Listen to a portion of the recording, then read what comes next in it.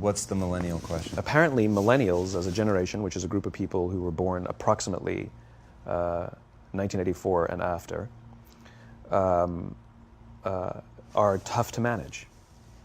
And they're accused of being entitled and narcissistic and self-interested, unfocused, lazy. But entitled is the big one.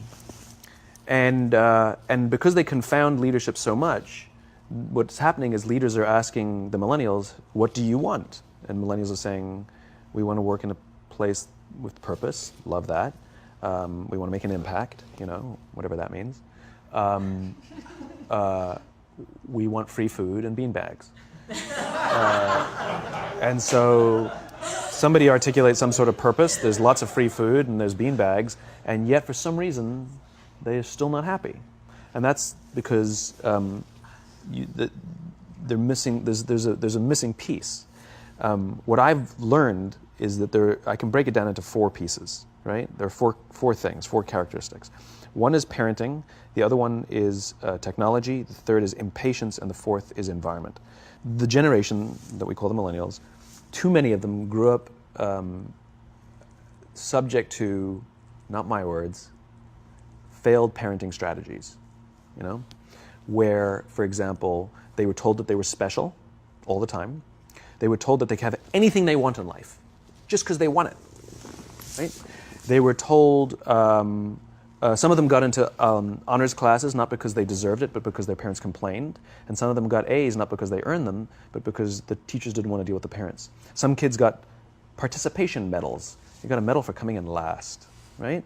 Which the science we know is pretty clear, which is it devalues the medal and the reward for those who actually work hard. And it actually makes the person who comes in last feel embarrassed because they know they didn't deserve it. So it actually makes them feel worse, right? So you take this group of people and they graduate school and they get a job and they're thrust into the real world, and in an instant they find out they're not special, their moms can't get them a promotion, that you get nothing for coming in last, and by the way, you can't just have it because you want it, right? And in an instant, their entire self-image is shattered. And so you have an entire generation that's growing up with lower self-esteem than previous generations. The other problem, to compound it, is we're growing up in a Facebook, Instagram world. In other words, we're good at putting filters on things. We're good at showing people that life is amazing even though I'm depressed, right? And so everybody sounds tough, and everybody sounds like they got it all figured out. And the reality is there's very little toughness, and most people don't have it figured out. And so when the more senior people say, well, what should we do? They sound like, this is what you got to do. And they have no clue, right? So you have an entire generation growing up with lower self-esteem than previous generations, right? Through no fault of their own, right? They were dealt a bad hand, right? Now let's add in technology. We know that engagement with social media and our cell phones releases a chemical called dopamine. That's why when you get a text, it feels good, right? So we've all had it where you're feeling a little bit down or feeling a bit lonely, and so you send out 10 texts to 10 friends, hi, hi, hi, hi, hi, because it feels good when you get a response, right? Right? It's why we count the likes. It's why we go back 10 times to see if my Instagram is growing slower, did I do something wrong? Do they not like me anymore, right? The trauma for young kids to be unfriended, right? Because we know when you get a hit of dopamine, which feels good. It's why we like it. It's why we keep going back to it. Dopamine is the exact same chemical that makes us feel good when we smoke, when we drink, and when we gamble. In other words, it's highly, highly addictive. Right? We have age restrictions on smoking, gambling, and alcohol, and we have no age restrictions on social media and cell phones, which is the equivalent of opening up the liquor cabinet and saying to our teenagers, hey, by the way, this adolescence thing, if it gets you down. But that's basically what's happening. Right? That's basically what happened. You have an entire generation that has access to an addictive, numbing chemical called dopamine through social media and cell phones as they're going through the high stress of adolescence. Why is this important? Almost every alcoholic discovered alcohol when they were teenagers. When we're very, very young, the only approval we need is the approval of our parents. And as we go through adolescence, we make this transition where we now need the approval of our peers. Very frustrating for our parents, very important for us. It allows us to acculturate outside of our immediate families into the broader tribe. right? It's a highly, highly stressful and anxious period of our lives, and we're supposed to learn to rely on our friends. Some people, quite by accident, discover alcohol and numbing effects of dopamine to help them cope with the stresses and anxieties of adolescence. Unfortunately, that becomes hardwired in their brains, and for the rest of their lives, when they suffer significant stress, they will not turn to a person, they will turn to the bottle. Social stress, financial stress, career stress, that's pretty much the primary reasons why an alcoholic drinks, right? What's happening is because we're allowing unfettered access to these dopamine-producing devices and media, basically it's becoming hardwired, and what we're seeing is as they grow older, too many kids don't know how to form deep, meaningful relationships. Their words, not mine. They will admit that many of their friendships are superficial.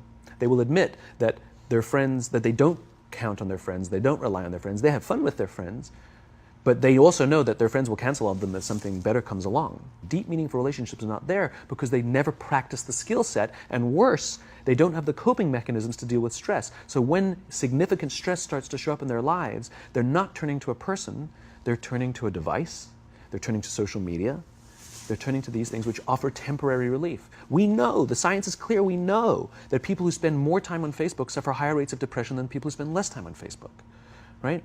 These things balanced. Alcohol is not bad, too much alcohol is bad. Gambling is fun, too much gambling is dangerous, right? There's nothing wrong with social media and cell phones. It's the imbalance, right? If you're sitting at dinner with your friends and you're texting somebody who's not there, that's a problem. That's an addiction. If you're sitting in a meeting with people you're supposed to be listening to and speaking, and you put your phone on the table, face up or face down, I don't care, that sends a subconscious message to the room that you're just not that important to me right now, right?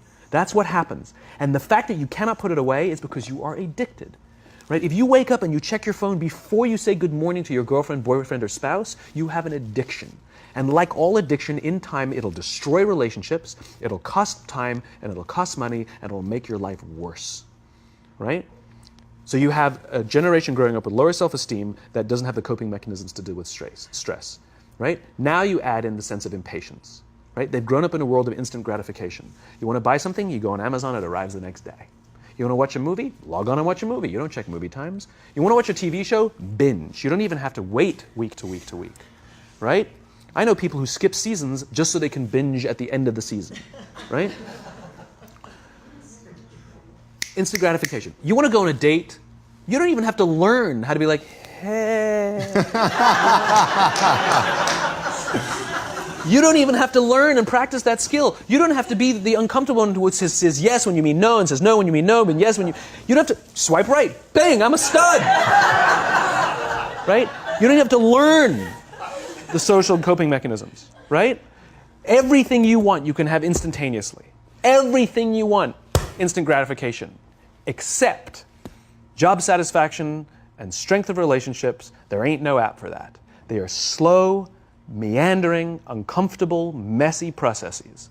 And so I keep meeting these wonderful, fantastic, idealistic, hardworking, smart kids. They've just graduated school. They're in their entry-level job. I sit down with them and I go, how's it going? They go, I think I'm going to quit. I'm like, why? They're like, I'm not making an impact. I'm like, you've been here 8 months. You know? It's as if they're standing at the foot of a mountain and they have this abstract concept called impact that they want to have in the world, which is the summit. What they don't see is the mountain. I don't care if you go up the mountain quickly or slowly, but there's still a mountain. And so what this young generation needs to learn is patience. That some things that really, really matter, like love, or job fulfillment, joy, love of life, self-confidence, a skill set, any of these things, all of these things take time. Sometimes you can expedite pieces of it, but the overall journey is arduous and long and difficult. And if you don't ask for help and learn that skill set, you will fall off the mountain, or you will, the worst case scenario, and we're already seeing it, the worst case scenario is we're seeing an increase in suicide rates, we're seeing an increase in this generation, we're seeing an increase in accidental deaths due to drug overdoses, we're seeing more and more kids drop out of school or take leaves of absence due to depression, unheard of. These are all, this is really bad.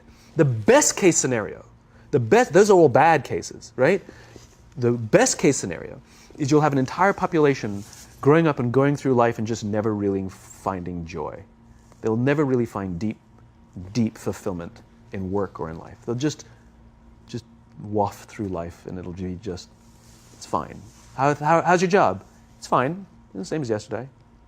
How's your relationship? It's fine. Like that's the best case scenario. Which leads me to the fourth point, which is environment. Which is we're taking this amazing group of young, fantastic kids who are just dealt a bad hand. It's no fault of their own. And we put them in corporate environments that care more about the numbers than they do about the kids. They care more about the short-term gains than the long-term life of this young human being. We care more about the year than the lifetime, right? And so we are putting them in corporate environments that aren't helping them build their confidence, that aren't helping them learn the skills of cooperation, that aren't helping them overcome the challenges of a digital world and finding more balance, that isn't helping them overcome the need to have instant gratification and teach them the joys and impact and the fulfillment you get from working hard on something for a long time that cannot be done in a month or even in a year. And so we're thrusting to them in corporate environments, and the worst part about it is they think it's them. They blame themselves. They think it's them who can't deal. And so it makes it all worse. It's not. I'm here to tell them it's not them. It's the corporations. It's the corporate environments. It's the total lack of good leadership in our world today that is making them feel the way they do. They were dealt a bad hand, and I hate to say it, but it's the company's responsibility. Sucks to be you. Like, we have no choice, right? This is what we got, and I wish that society and their parents did a better job. They didn't. So we're getting them in our companies, and we now have to pick up the slack. We have to work extra hard to figure out the ways that we build their confidence. We have to work extra hard to find ways to teach them the social skills that they're missing out on. There should be no cell phones in conference rooms. None. Zero. And I don't mean the kind of like sitting outside waiting to text. I mean like when you're sitting and waiting for a meeting to start, this is what we all do. We all sit here and wait for the meeting to start. Meeting starting? Okay. And we start the meeting. No, that's not how relationships are formed. Remember we talked about it's the little things? Relationships are formed this way. We're waiting for a meeting to start and we go, how's your dad? I heard he was in the hospital. Oh, he's really good. Thanks for asking. He's actually at home now. Oh, I'm really glad. It was really amazing. I know, it was really scary for a while. That's how you form relationships. Hey, did you ever get that report done? Oh my God, no, I didn't. I'll help you out. Can I help you out with that? Really? That's how trust forms. Trust doesn't form at an event in a day. Even bad times don't form trust immediately. It's the slow, steady consistency. And we have to create mechanisms where we allow for those little innocuous interactions to happen. But when we allow cell phones in conference rooms, we just, okay, have the meeting. And then my favorite is like when there's a cell phone there and you go like this, you go. It rings and you go. I'm not going to answer that. Like, Mr. Magnanimous, you know? When you're out for dinner with your friends, like, I do this with my friends. When we're going out for dinner and we're leaving together, we'll leave our cell phones at home. Who are we calling? Maybe one of us will bring a phone in case we need to call an Uber or take a picture of our meal. Goes without saying, come on. I'm an idealist, but I'm not insane. You know? At a heathen. I mean, it looked really good. We'll take one phone. And so it's like an alcoholic. The reason you take the alcohol out of the house is because we cannot trust our willpower. We're just not strong enough. But when you remove the temptation, it actually makes it a lot easier. And so when you just say, don't check your phone, people literally will go like this. And somebody will go to the bathroom, and what's the first thing we do? The phone. Because I wouldn't want to look around the restaurant for a minute and a half, you know? But if you don't have the phone, you just kind of enjoy the world. And that's where ideas happen. The constant engagement is not where you have innovation and ideas. Ideas happen when our minds wander and we go, and you see something, I bet they could do that. That's called innovation, right? But we're taking away all those little moments, right? You should not, and none of us should charge our phones by our beds. We should be charging our phones in the living rooms, right? Remove the temptation. You wake up in the middle of the night because you can't sleep, you won't check your phone, which makes it worse. But if it's in the living room, it's relaxed, it's fine. But it's my alarm clock. Buy an alarm clock. They cost $8, right? I'll buy you an alarm clock.